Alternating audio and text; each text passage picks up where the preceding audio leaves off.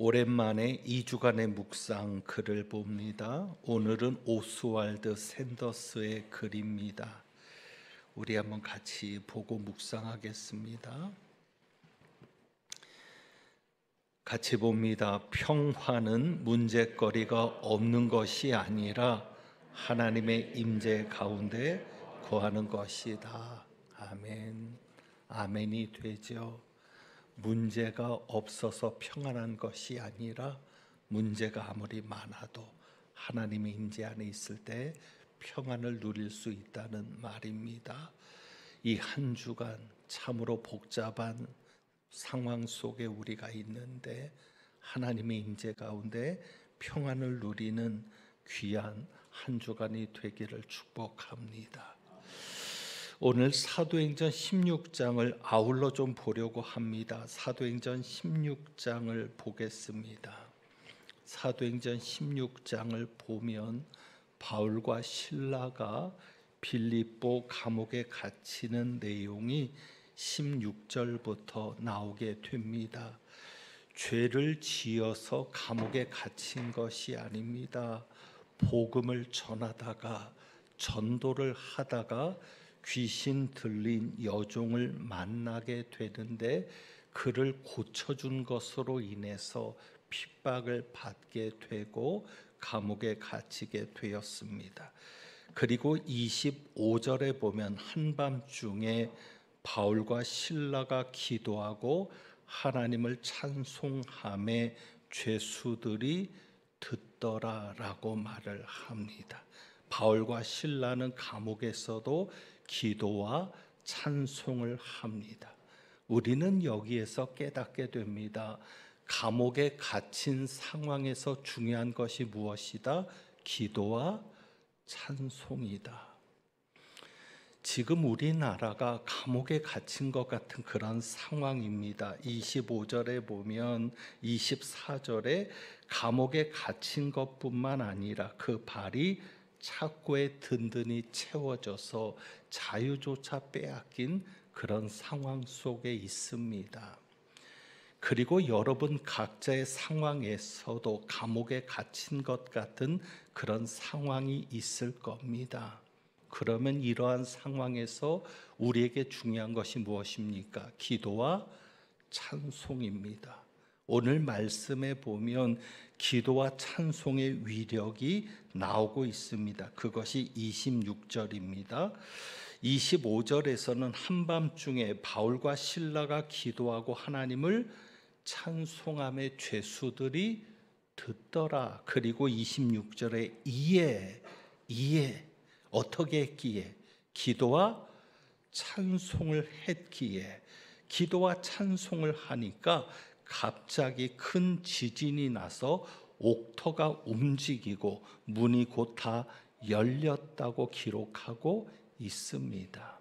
그리고 모든 사람의 매인 것이 풀어졌다. 여러분에게 매인 상황이 있습니까? 옥문이 닫힌 것처럼 도대체 탈출구조차 보이지 않는 그런 상황에 있습니까? 그때 우리가 할 것이 무엇입니까? 기도와 찬송입니다. 그것을 푸는 것은, 그 옥문을 여는 것은 기도와 찬송밖에 없습니다. 우리는 여기에서 바울과 실라에 대해서 놀라죠. 어떻게 찬송할 수 있었을까? 기도는 하겠는데 어떻게 찬송할 수 있었을까? 왜? 우리 같으면 찬송해요? 안 해요. 불평하죠. 불만을 갖죠. 하나님 도대체 뭐 하시는 거냐고 하겠죠. 그런데 바울과 실라는 찬송했다. 그들의 믿음의 수준에 오르지 못하는 우리가 이 기도와 찬송을 했던 바울의 모습 속에서 한 가지 정리하고 넘어가야 될 것이 있습니다. 여러분, 메인 상황에서 감옥에 갇힌 것 같고 탈출구조차 보이지 않고 내 발이 착고에 채워져서 정말 메인 것 같은 옴싹달싹도 할 수 없는 그 상황에서 기도하는데 언제까지 기도해야 역사가 일어난다? 찬송할 수 있을 때까지 기도해야 역사가 일어난다. 기도만 가지고는 안 된다. 여러분, 이 말씀 가지고 오해하지 마세요. 우리 목사님이 기도만 해서는 안 된다고 했다고.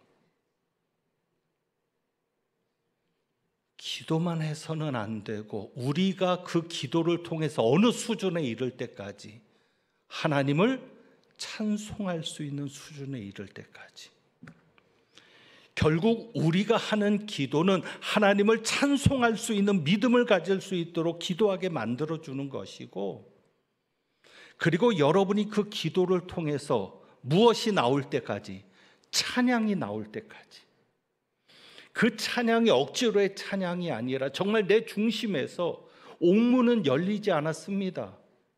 메인 것이 풀어지지 않았습니다. 상황은 바뀌지 않았을지라도 그 기도를 통해서 내 마음 중심에서 하나님을 찬양하는 그 찬양이 나올 때까지 여러분이 기도를 그치지 않는다면 분명히 기적을 볼 것입니다. 그래서 기적은 기도만 해서는 안 되고, 그 기도를 통해서 하나님을 찬송할 수 있을 때까지 기도하자. 그럴 때 역사를 보게 될 겁니다. 그런데 오늘 우리가 이 말씀을 보는 것은 이 옥문이 열리는 기적이 아니라 그 이후에 일어난 일들입니다. 자, 간수가 자다가 깹니다. 27절이죠. 간수가 자다가 깨어 옥문들이 열린 것을 보고는 죄수들이 도망간 줄로 생각하고 칼을 빼어서 자결을 하려고 합니다. 왜 생명까지도 끊으려고 하느냐? 죄수들이 탈옥했는데, 그것은 이 당시 법에 의하면 죄수들이 탈옥했을 때 그 죄수를 지키는 간수가 죄수의 벌을 대신 받아야 되는 겁니다. 그것이 법입니다.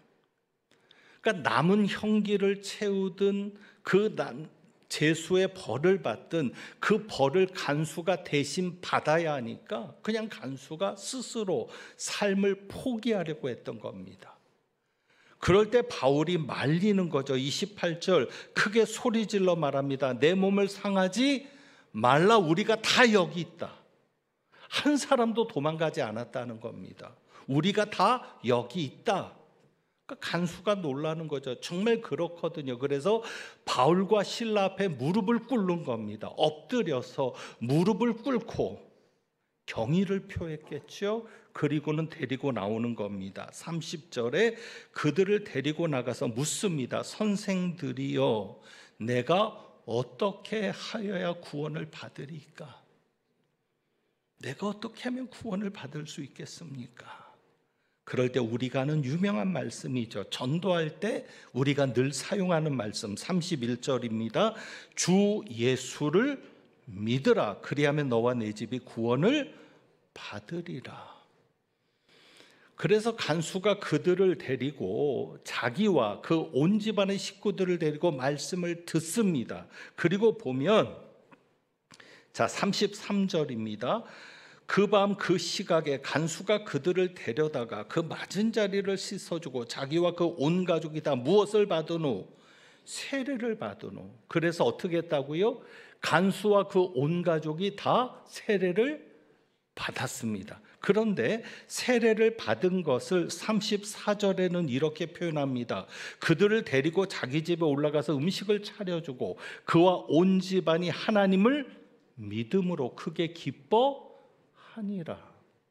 사도 바울이 말했잖아요. 주 예수를 믿으라. 그리하면 너와 내 집이 구원을 얻으리라. 그런데 그 말처럼 34절에 그와 온 집이 하나님을 믿었습니다. 그러면 이들이 하나님을 믿은 것을 어떻게 알 수 있었다? 33절에 무엇을 받았기 때문에? 세례를 받았기 때문에. 그러니까 세례를 받은 것을 가지고 34절에서는 하나님을 믿은 것이라고 얘기합니다. 이것이 오늘 우리가 세례식을 베푸는 귀한 의미가 됩니다. 예수를 믿는 것을 우리가 어떻게 볼 수 있습니까? 저 사람이 예수를 믿는다. 저 사람이 신앙 고백을 한다는 걸 어떻게 알 수 있어요? 무엇을 받을 때? 세례를 받을 때. 그러니까 이 세례를 받는다는 것은 예수 그리스도를 믿는다는 것을 모든 사람들 앞에, 교인들 앞에, 증인들 앞에 확증하는 겁니다. 보여주는 일입니다. 그러니까 세례를 받는 것 자체가 예수를 믿는 것이고, 예수를 믿는 사람은 반드시 무엇을 받아야 합니까? 세례를 받아야 합니다. 그래서 내가 예수를 믿는다는 것을 분명하게 보여주고, 세례를 받으면 무엇을 받는다? 주 예수를 믿으라. 그리하면 너와 내 집이 구원을 받는다 그랬는데, 이 간수와 그 가족이 세례를 받았잖아요. 믿었다는 거죠. 그러면 세례를 받으면 무엇을 받은 겁니까? 구원을 받은 겁니다. 그러니까 세례를 받았기 때문에 구원을 받은 게 아니라 예수를 믿어야 구원을 받는데, 예수를 믿는다는 그 믿음을 무엇을 통해서 표현한 거예요? 세례를 통해서. 그래서 세례를 받은 자는 구원을 받은 자라고 우리가 확신할 수 있는 겁니다.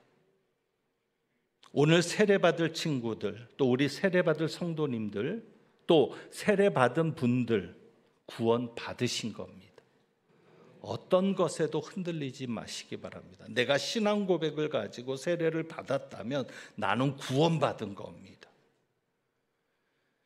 그런데 사실 세례 의미가 약하죠.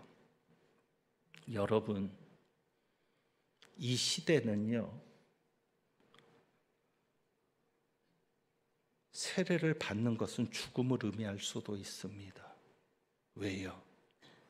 로마의 핍박하에서 내가 그리스도인이라는 것은 죽음입니다.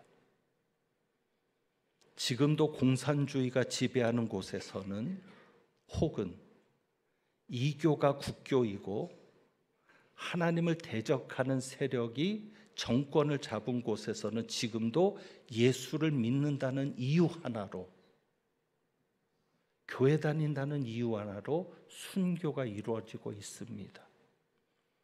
그런 곳에서 세례받을 수 있습니까? 지금 우리는 세례받아도 위협이 없어요.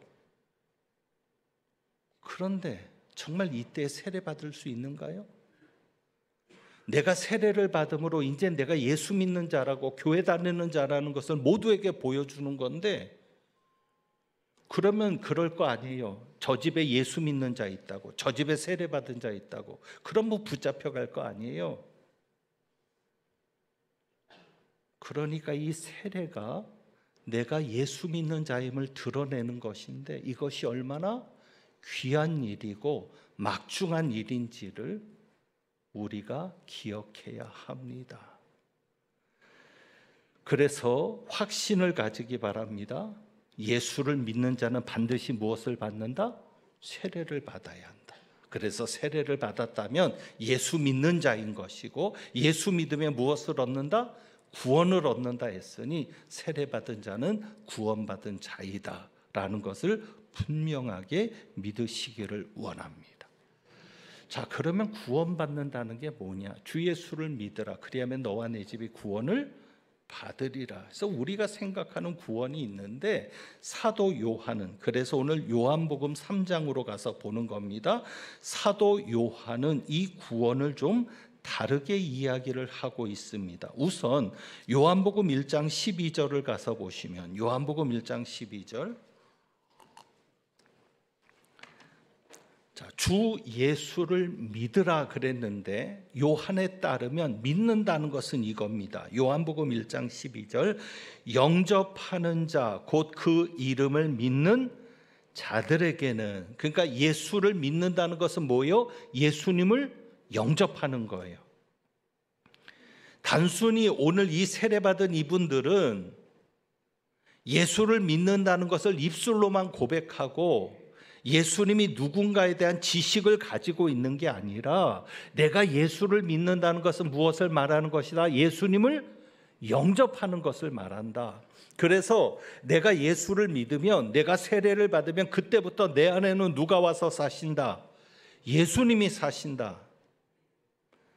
왜? 내가 예수님을 모셨으니까, 영접했으니까. 그리고 이제부터 내 삶에는 나만 있는 게 아니라 누구도 계신다. 내 삶은 이제 누구와 함께 한다? 예수님과 함께 한다. 그래서 사도 요한은 그것을 얘기하는 겁니다. 영접하는 자가 그 이름을 믿는 자들인데, 그러면 믿는 자가 구원을 받는다고 했는데 그 구원이 뭐냐? 요한복음 1장 12절에 보니까 하나님의 자녀가 되는 권세를 주셨으니, 그러니까 구원이 뭐요? 하나님의 자녀가 되는 게 구원이에요. 그러니까 이제 세례받는 이분들은 오늘부터 하나님의 자녀가 된 겁니다. 세례받은 여러분들은, 예수를 믿는 여러분들은 하나님의 자녀가 된 겁니다. 그러면 어떻게 하나님의 자녀가 됐느냐? 그러니까 다시 태어나는 거죠. 그래서 요한복음 3장은 무엇을 얘기하고 있어요? 거듭나는 것을 얘기하고 있어요. 3장 3절이죠. 예수께서 니고데모에게 이렇게 말씀합니다. 진실로 진실로 내게 이르노니 사람이 어떻게 하지 않으면, 거듭나지 않으면 하나님의 나라를 볼 수 없느니라. 왜? 구원받는 것은 뭐가 되는 거예요? 하나님의 자녀가 되는 거거든요. 하나님의 자녀가 되려면 어떻게 해야 돼요? 거듭나야 된다는 거죠. 거듭난다는 게 뭐냐? 두 가지 의미가 있는 게 다시 태어나는 겁니다. 오늘 요한복음 3장에 따르면 어떻게 다시 태어납니까? 자, 6절입니다. 6절인데 3장 6절, 육으로 난 것은 육이요. 그러니까 우리의 첫 번째 태어남은 뭐예요? 육으로 태어난 거죠. 육신의 부모가 다 있어요. 그런데 이것으로만 안 되는 거예요. 우리가 구원받으려면, 우리가 세례받은 자라면 다시 태어나야 되는 거예요. 그 다시 태어나는 게 뭐예요? 6절, 영으로 난 것은 영이니, 영으로 태어나는 거죠. 그것이 3장 5절에 이렇게 말합니다. 진실로 진실로 내게 이르노니 사람이 어떻게 하지 않으면, 물과 성령으로 나지 않으면. 그러니까 거듭나는 게 뭐예요? 물과 성령으로 나는 거예요. 다시 태어나는 거죠. 육으로 태어나는 것만이 아니라 물과 성령으로. 그런데 왜 물을 이야기하느냐? 물은 뭐예요? 세례. 요한복음이 복음서 중에 가장 마지막에 쓰여진 복음서거든요. 이때는 어느 정도 교회가 모양을 갖춰가는 때입니다. 그래서 이때 중요한 게 뭐예요? 세례예요. 거듭났다는 표시가 뭐예요? 세례예요. 그래서 물과 성령으로. 그래서 8절에 보면 이렇게 말합니다. 성령으로 난 사람도 다 그러하니라. 그러니까 거듭난 사람은 무엇으로 난 사람? 성령으로 난 사람. 육으로 태어난 것이 첫 번째 태어나는 것이고, 성령으로 태어나는 것이 두 번째 태어나는 것인데, 그래서 거듭났다는 말에 보면 3절을 보세요. 거기 3번이라고 돼 있어요. 3절에 보면 괄호 3번이 돼 있죠. 그 3번을 밑에 하단부에 보면 설명이 돼 있어요. 위에서라고 돼 있죠. 그러니까 거듭나는 것은 물과 성령으로 나는 것인데, 다시 태어난다는 의미도 있지만 또 하나의 의미가 뭐다? 위에서 태어나는 거다. 그러면 위에서 태어나는 게 뭐예요? 누구에게서? 하나님께로서 난 자가 되는 거예요. 그러니까 우리는 하나님에게서 난 자가 되는 거예요. 그래서 우리의 부모는 누구예요? 하나님이신 거죠. 그래서 우리는 무엇이 되는, 하나님의 자녀가 되는 거죠. 하나님의 자녀가 되었기 때문에 여러분이 믿음으로 가져야 될 것이 뭐냐면, 우리 속에 있는 생명은 누구와 같은 생명입니까? 하나님과 같은 생명. 개에게서 태어나면 뭐라고 해요? 우리 여기 앞에 그냥 확 1학년한테 물어볼까? 개새끼라고 하지 마세요. 기분 나쁘니까. 개에게서 태어나면 강아지죠. 개와 강아지는 다른 생명, 같은 생명. 같은 생명. 고양이하고는 다른 생명이지만, 그러니까 개의 행동을 하죠. 하나님에게서 태어나면 우리는 누구의 생명을 가지고 있어요? 하나님의 생명. 그것이 무엇이다? 영생이다. 그래서 요한복음은 영생을 이야기하는 겁니다. 왜 요한복음이 구원을, 영생을 얻었다라고 얘기하느냐? 생명의 문제이기 때문에 그렇습니다. 이제 말씀을 정리합니다. 다음 주에는 우리가 수요일마다 아담을 통해서 어떻게 원죄가 생겼고, 그리고 어떻게 사망에 이르렀는지를 살피고 있는데, 이 거듭남의 이 문제가 그 모든 문제를 해결한 겁니다. 예수님의 십자가를 통해서. 그것을 이제 다음 주에 성찬식을 하면서 말씀을 드리려고 하고요. 왜 사도 요한이 거듭남을 이야기하느냐? 왜 구원을 받는 것을 거듭난다라고 하고 하나님의 자녀라고 얘기하게 되느냐? 그 두 가지의 강조점이에요. 거듭남을 이야기하는 첫 번째가 생명의 문제이기 때문에. 단순히 여러분이 교인이 되는 게 아니에요. 여러분은 생명이 바뀌는 거예요. 아니, 생명이 더 생기는 거예요. 무슨 생명? 하나님의 생명. 그러니까 태어난다는 말이 뭐예요? 태어나면 생명을 가지게 되잖아요. 그러니까 이 생명의 문제이기 때문에 거듭남을 얘기하는 거고, 또 한 가지는 뭐다? 하나님의 자녀로 태어나는 것이기 때문에. 거듭나야만 하나님의 자녀로 다시 태어나는 것이기 때문에. 그래서 여러분이 이 두 가지를 확신을 가지고 계시기를 원합니다. 세례받은 여러분들, 그리고 오늘 세례받을 친구들, 세례받으실 분들, 세례받는다는 것은 내가 예수를 믿었다는 겁니다. 예수를 믿는다는 것이고, 예수를 믿으면 나는 구원을 받은 자입니다. 누가 어떻게 물어도 나는 구원받았습니다라고 말할 수 있어야 하고, 내가 구원을 받았다는 것은 뭐예요? 하나님의 자녀가 되었다는 겁니다. 내가 하나님의 자녀가 되었다는 것은 단순히 신분만 바뀐 게 아니라 내 속에는 누구의 생명을 가지고 살고 있다? 하나님의 생명을 가지고 살고 있다. 성령이 내 안에 오셔서 예수님을 영접하게 하시고 그 예수의 생명으로 살게 하시고 있음을 여러분들이 기억하시고, 자, 우리가 하나님의 자녀입니다. 그렇다면 누가 책임지십니까? 하나님이 책임지십니다. 답답하지요? 우리나라가 어디로 갈까?